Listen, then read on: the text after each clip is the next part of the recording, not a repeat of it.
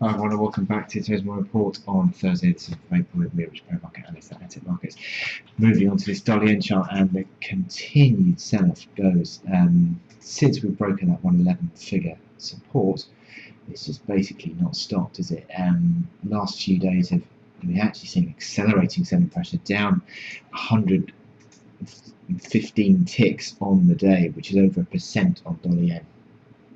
And the concern I think you've got is the fact that the RSI 25 got down to below 20 in the January sell-off, so there is still further downside potential in this move.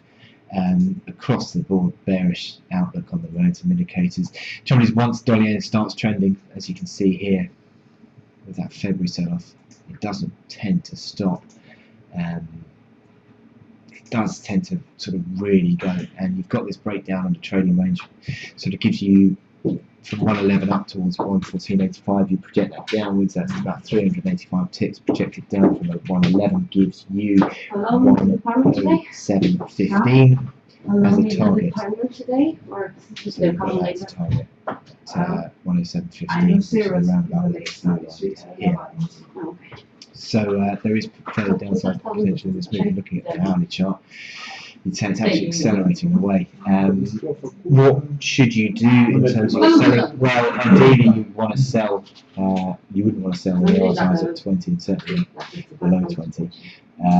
You ideally wait for a bit of an unwind. The unwinds tend to sort of drag it up towards sort of mid-40s, 50 on the hourly RSI. Bit of consolidation. Wait for that hourly RSI to unwind. Maybe you'll get a bit of a near-term technical rally. So you'd be looking out for your resistance levels. You go that resistance there, 109.30, which is that reaction low, and then up towards 109.85, which is a sort of a bit of a pivot line, isn't it? 109.85, old low 109.95. So around to underneath that 110 area anyway. That 21-hour moving average is not horrendous in terms of the signal either, 109.50. So I think generally speaking we'd be certainly looking to sell that into any sort of intraday rally.